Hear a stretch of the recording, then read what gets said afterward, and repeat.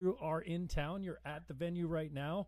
Are you excited about playing tonight in St. Catharines with Royal Wood? Yeah, absolutely. We're sort of halfway through the tour at the moment, and so far so good. We're in St. Catharines tonight, and then Kingston, Montreal, and Ottawa the next few nights. Great. And are you actually going to play a song with Royal Wood on stage, or I saw a clip of you guys doing a song together, so I just didn't know if you're going to be on stage together or not. Yeah, or can you say that? We haven't done that so far. We haven't done the duet on stage yet. Okay. But it may happen later in the tour. Great. Now, when I saw you, I guess it was 4 years ago. Is that right? 2014. You came into TAPS, and I didn't know what I was getting myself into, and just I was hypnotized by your voice and ability, your songwriting and everything. And then you were so down to earth and personable about talking with people on the patio and just actually making time. You don't see that too much from rock stars anymore. They actually hang around after the event and talk to people. I saw on Facebook or some social media the other day, hey, great meeting you type of thing. So is this something that you like to do personally often, or? Absolutely. I feel like, especially in this day and age, we all spend a lot of time in our own little virtual worlds, and part of what I think allows me to keep going day after day, being on the road especially, it can get a little lonely, and so just making those connections with people everywhere you go and actually meeting people face to face is really rewarding. And how many people you got on stage with you tonight? So tonight we're just doing a pared down acoustic version of what is usually a full band operation, but we are supporting Royal Wood, and usually what that means is that you do a sort of pared down version of your normal show when you're doing the opening slot. So we're happy to do it, and it's really a minimal kind of version of what we normally do. So I think last time you were down, was it Ben that was playing guitar with you? That sounds right, because it was so long ago. It's hard to recall. Okay. And so can you name who's backing you up tonight? Yeah, so it's Adam Bowman is on the percussion and is playing percussion, rather, and Jeff Eager is on guitar.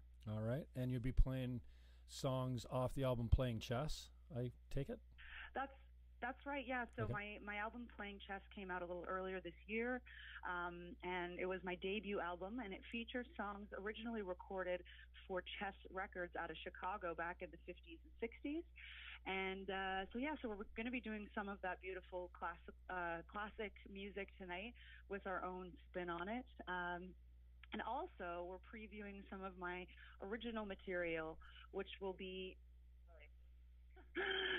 on the new album, and that's coming out in the middle of 2019, and that album will be entirely my original music.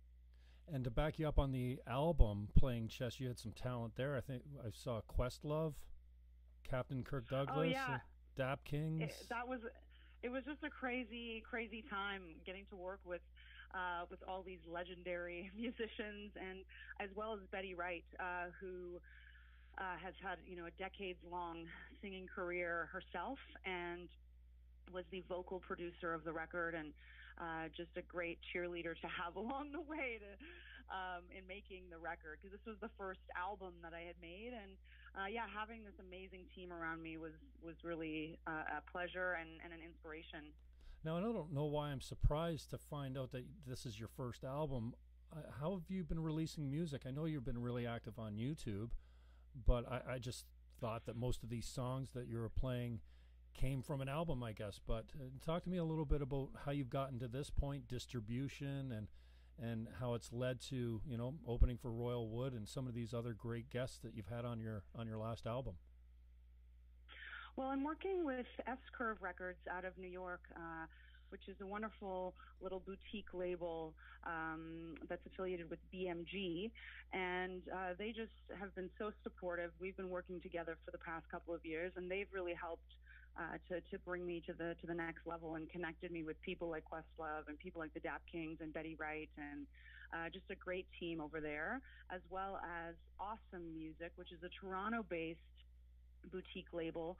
And so I'm really surrounded right now with some really high-level players in the industry that have helped to sort of get me on the road. We've been all over Europe this year, or I shouldn't say all over, but we've been over much of Europe this year. Right. And we'll be back again in the new year. So this is actually our first little Canadian tour this year. We've done a few one-offs here and there, but we're really enjoying hitting the road in Canada right now. Good. Looking forward to seeing you tonight in St. Catharines. You're at the First Ontario Performing Arts Centre, opening for Royal Wood. And what's your strategy been to this point? I mean, to get to this point, because, you know, I'm really well connected to the local music scene here in Niagara, and I'm constantly surprised by the level of talent that really just doesn't get the exposure, doesn't get the sales or the performance fees or what have you. I know it's really tough these days in the internet world. So what has your strategy been to get to where you are now, as far as distribution and just exposure and period? Well, I think the strategy is the same for all of us, the ones who have had some success and those who haven't, and that is just working really hard and, networking as much as you can and getting out and meeting fans and doing the hard work, because some of it means playing playing all over, not only just in the big cities. It means, long drives. It means putting in your time. And so I think that's part of, but that being said, all the people who haven't had the opportunities that I've had, many of them anyway, are doing all of that. And so I think some of it is just luck. Some of it is, just having met the right people who could introduce me to the right other people. Right.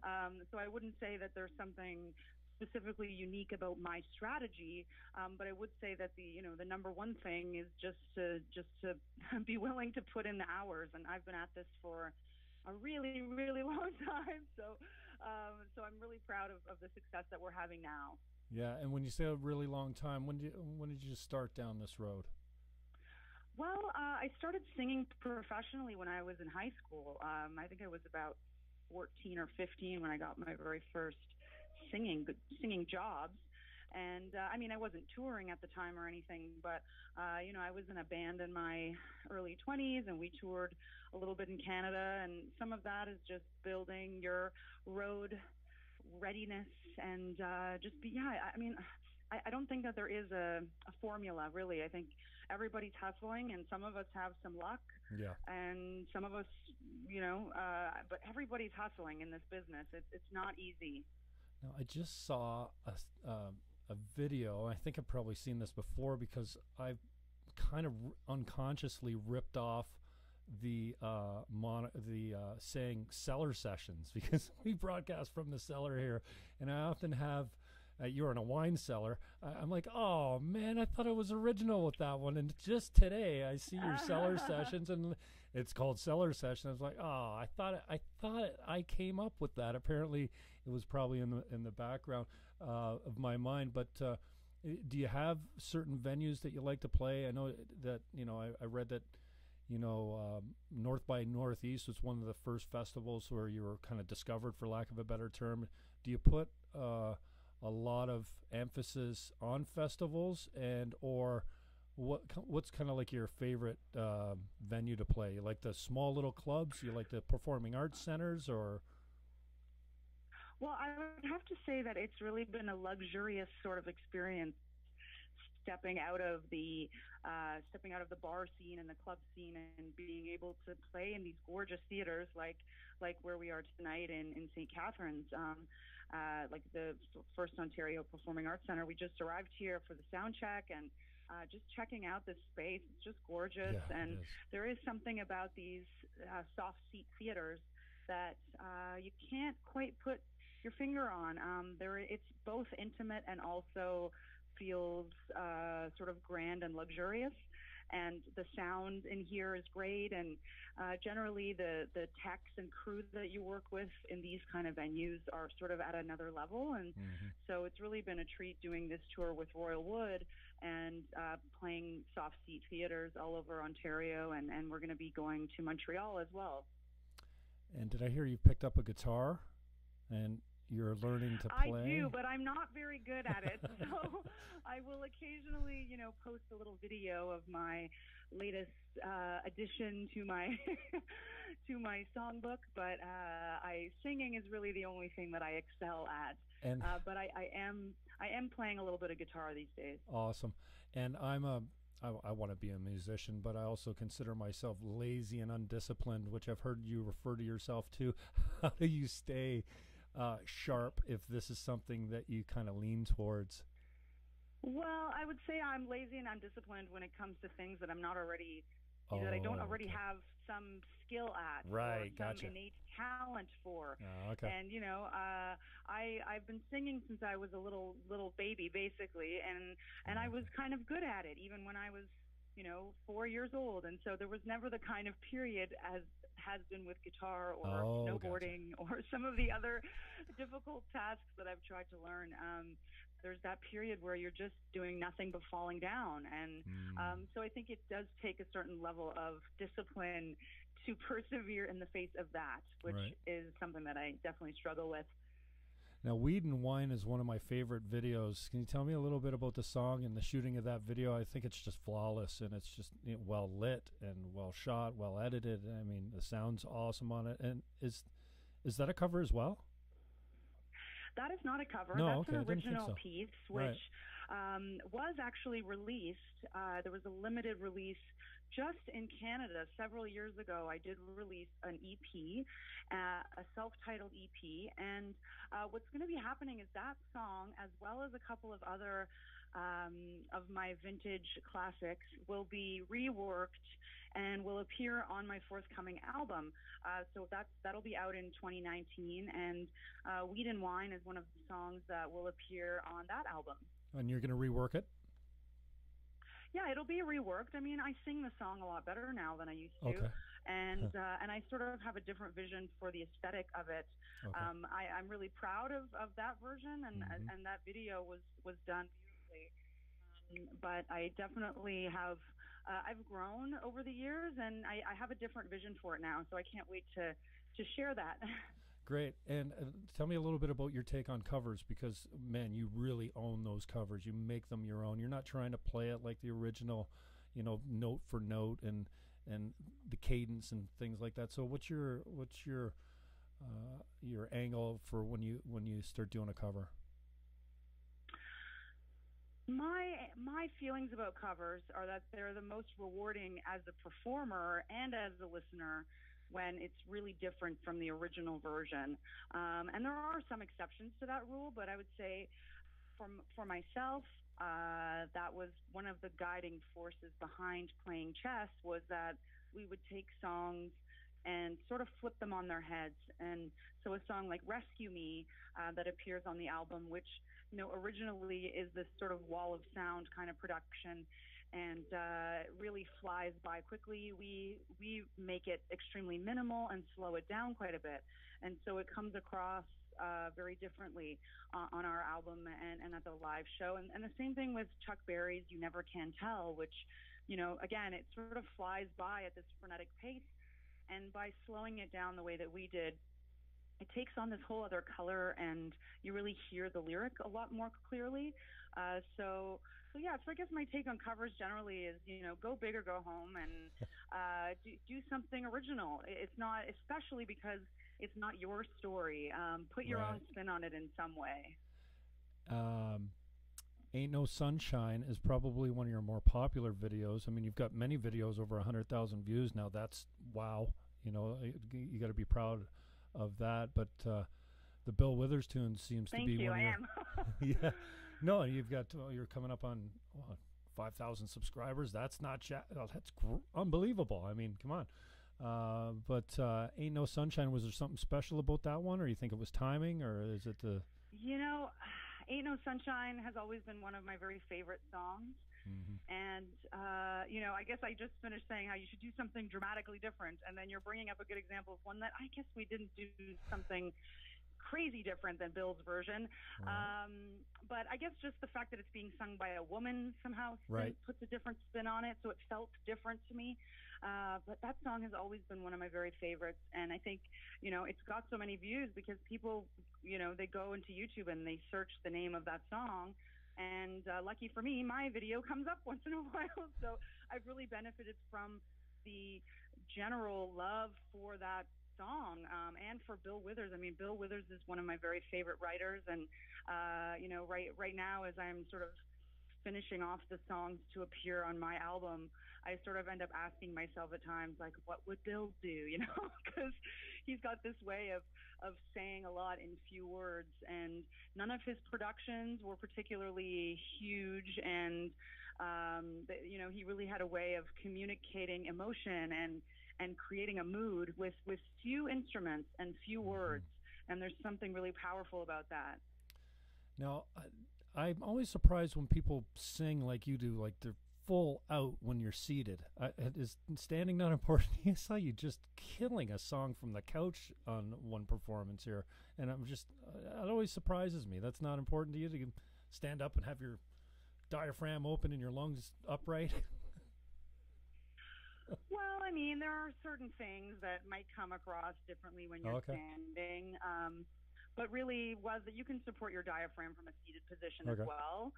And sometimes you show up to these things and the set is the set, and people sit down and that's how they shoot it. So, I mean, depending on what I'm about to sing, if it's something that demands that I must stand, then I'll make it stink about it. But generally speaking, I'm happy to sit if that's what the set sort of permits.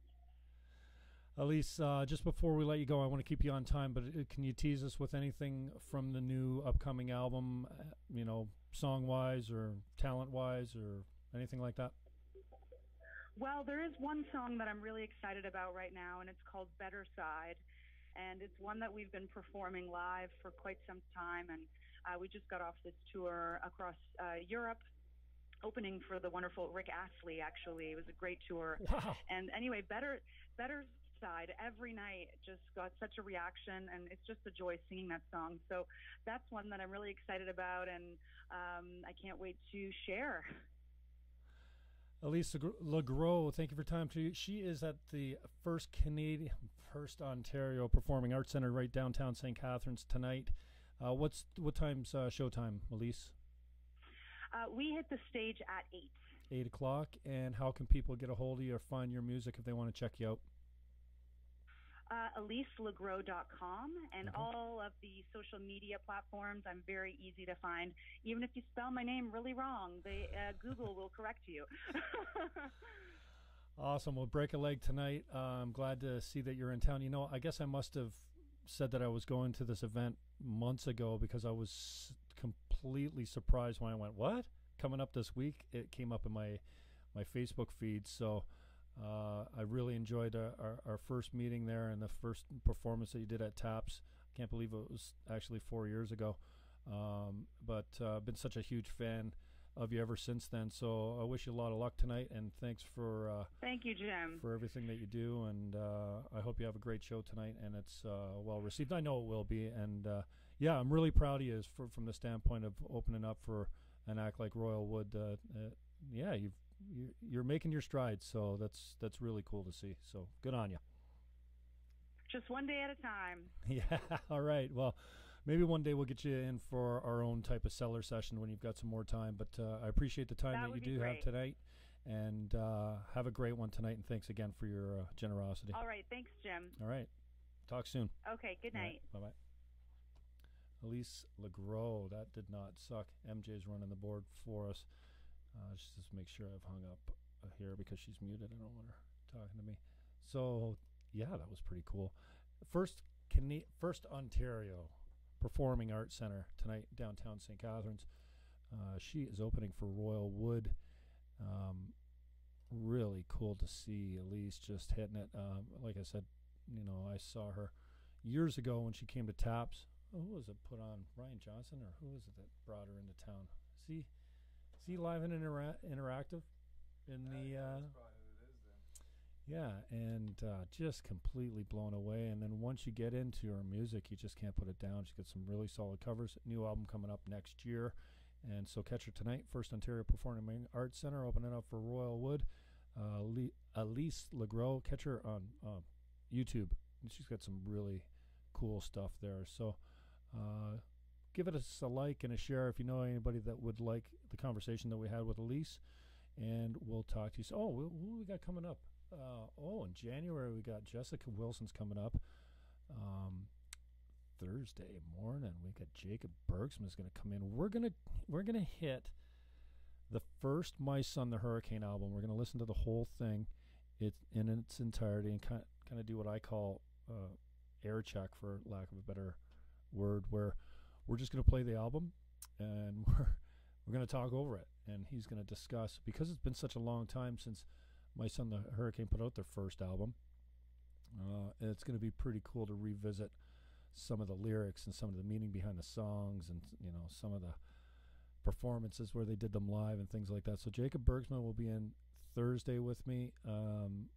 That's going to be cool. He's bringing his boy with him, Frank, which is, to me, just like a little miracle child. It's so beautiful. So he's actually going to bring Frank down with him. I don't know if Frank's going to make the show or not, but he will be right here with us in studio. So look for us on Thursday. Who else are we working on? Oh, I can't jinx who else we're working on. But yeah, Jessica Wilson has got a new album. She's actually rebranding and just changing completely the style of music that she's normally done. And she's going 80s synth pop, if you can believe that. So, hey, right up my alley. I don't know if she's going to maybe do some covers of Yaz or Depeche Mode or Erasure, something like that. But so Jessica Wilson's album coming out 6 days after her 23rd birthday. Now, Jessica played for me at 610 CKTB. She was one of my first guests. Actually, Paige Kopp was my first guest at 610 when we had the Jim Fannon Show going off there. And she was 15 I said 16 on air, but she said 15. So anyways, many years ago.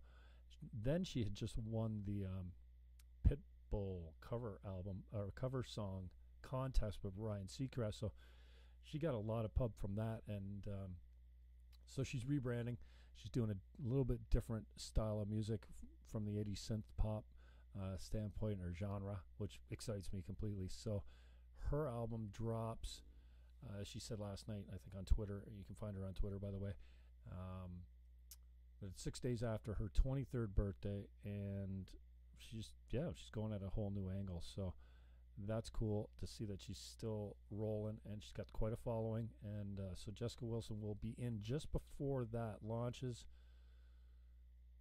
Well, somebody's doing a Christmas song soon, and I've got them booked, and I can't remember who it is or what her name is. And it's probably good for now. So anyways, we'll get a hold. You can find us on Facebook, or you may be watching us there right now. But if you see anything you like, give it a share so your friends can see it, and we'll catch you soon. Thanks, MJ. Matthew James Blake was one of my last guests in here. He's actually, behind the scenes, wearing the headphones and making sure my levels are right, and not booking guests yet, but I'm going to get him on that. Maybe we'll get him on the road to selling sponsorships too. Thanks, Donnie Nesbitt, for your help getting us live over at rockourtown.ca. Hey, go check out rockourtown.ca. I didn't really do this for a money-making opportunity. It'd be great if it, was sustainable, but rockourtown.ca is just 24/7, all Niagara music, 24/7, and some great bands. I think maybe what we'll do Thursday, when we have Bergsman, for the next day or so, I think I'll just play Mice on the Hurricane tracks over and over and over and over, because people, they come in, they go out, they come in, they go out.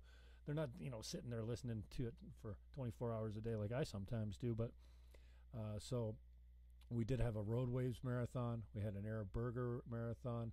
We had an MJ Blake, Matthew James Blake marathon. So I think coming up, we're going to have very soon Mice on the Hurricane marathon, maybe after or before. Anyways, check out rockourtown.ca. Support your local artists, and we'll check you soon. Peace out.